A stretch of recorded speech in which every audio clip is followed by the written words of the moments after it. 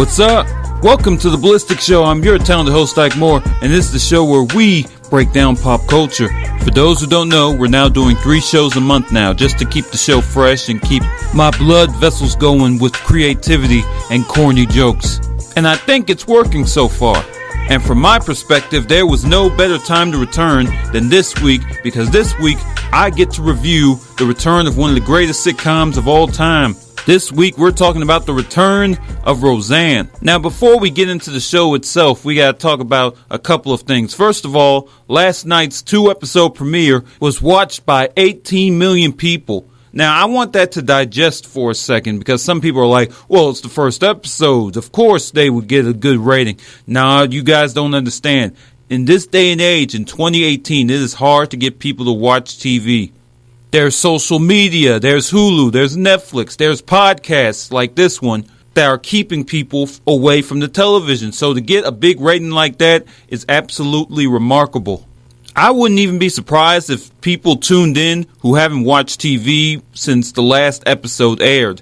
In fact, TV has changed so much that the shows that I used to talk about back in 2015 on this podcast don't even exist anymore. Anyone remember Rosewood?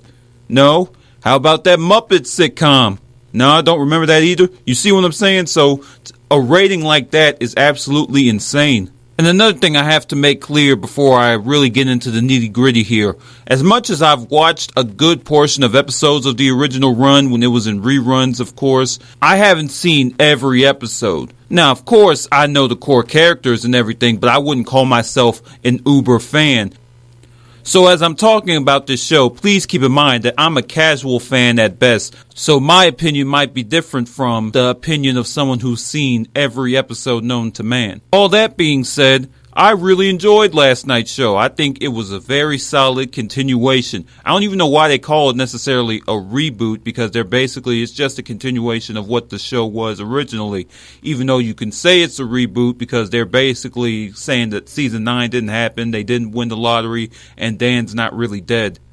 There's also going to be some minor spoilers sprinkled in. Nothing to ruin the show if you haven't seen it already, but something to help you get the idea of what the story this time around is. So basically, the events of season 9 never happened, and the Connors are back to their middle-class lives. Only difference is now Darlene, their second daughter, is now back living in the Connor house with her 2 children.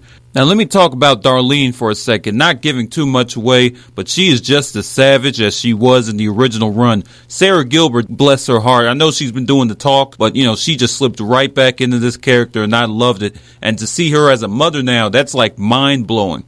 Now, from what I hear, her parenting methods are going to be explored more in future episodes, more so pertaining to the daughter, who I believe is almost a splitting image of how Darlene was when she was younger. And as far as the son is concerned, I'm not going to spoil that for you at all, but the second episode really deals with his whole identity and how that sort of affects the family. That's the main thing I really took away from these 2 episodes, is that they're dealing with all of these differences as far as, political differences and the way a person raises a child. They're dealing with all these differences, but at the end of the day, they're like, look, we're still a family. We can still come together, and we can still have honest conversations about it. And that first episode, when I tell you they go into this political stuff, like there were times I'm like, okay, this is getting a little awkward. Without giving too much away, basically Roseanne and her sister Jackie have different political views, and by the end of it, no one side really wins, really, but it's like we're going to have a honest conversation. That's what the original show did very well. I mean, it was funny, but it also dealt with heartfelt topics, serious topics, and it's good to see that DNA has transferred over to this revival. So I really enjoyed it, and I'm looking forward to seeing what else they have in store. Even if it just is for 9 episodes, it's cool to see this show in a way have a better conclusion than it already did before. Although the ratings are so good, ABC's going to be like, hey, I know we said 9, but come on, you can crank out a few more, maybe a few more years. We're about to probably lose Modern Family soon, so we kind of need our audience to stay strong. Yes, that is my impression of an ABC executive. You're welcome.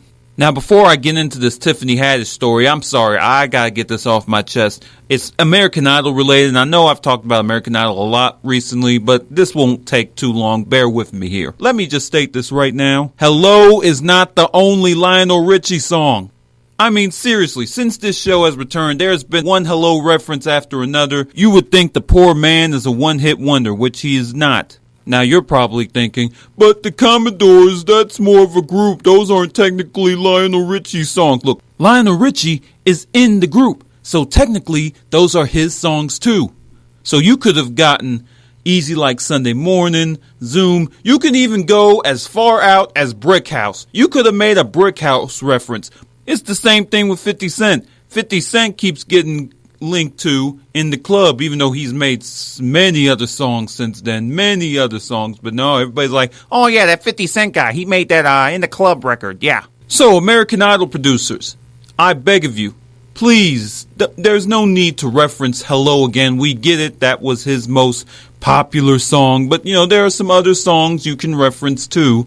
Now, the last thing I want to talk about is our good friend Tiffany Haddish.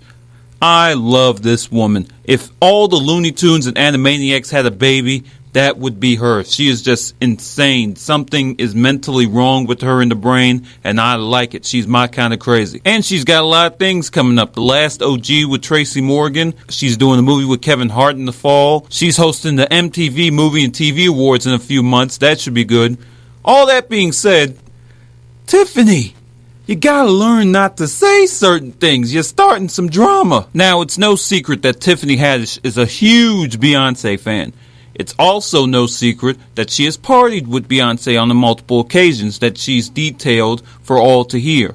Now, in a recent interview with GQ, she says that at a recent party in December, there was a drugged-up actress who was at a Beyonce party with Tiffany, and during the party, the actress tried to flirt with Jay, and then there was an altercation which resulted in Beyonce pretty much getting her face bitten by this actress. Oh dear, carnivore season. And when Tiffany found out about it, she was trying to put the pause on the actress, but Beyonce was like, no, she's just on drugs. We can't confront her like that. Now, this launched a hashtag, Who Bit Beyonce, and all these theories of who it could be started popping up. And a lot of them led to God's gift to beauty, Sanaa Lathan. Now, Sanaa responded by saying she wouldn't have done that. If she did, it would have been out of love. Okay, make that of what you will. Then Chrissy Teigen says that she knows the actress, but she doesn't want to say. So it's a lot of speculation in the air. For all we know, it could have been Becky with the good hair. We don't know. My whole thing is, I get there's probably a friendship there between Tiffany and Beyonce, but I don't know how Beyonce feels about Tiffany just saying what happened at the parties like that. Like, stuff like this tells me Tiffany Haddish would suck as a bank robber. She would just say what the plan was and just say everything out in the open. And for those of you that believe in the Illuminati, you're probably thinking that a magical hand will come out of the sky and just take Tiffany Haddish away, for they are telling the business of the Queen Beyonce. And the actress that bit her will be in a dungeon never to be seen again. Anyway, kudos to Tiffany for being a good friend, but let this be a lesson, folks. If you're ever friends with Tiffany Haddish and you tell her a secret, you're going to see it on social media any day now. And that will do it for another edition of The Ballistic Show. Thank you all for tuning in. Remember, as always, my social media outlets include on Twitter at Ike Ballistic, on Instagram, Ballistic Ike Moore, and on Facebook, Facebook.com/The Ballistic Show. And make sure you share this with your friends. Subscribe. We're up to 80 subscribers on YouTube. Let's get it up even more. Until next week, I've been your talented host, Ike Moore, reminding you it's okay to be ballistic as long as it's done responsibly. I'm out!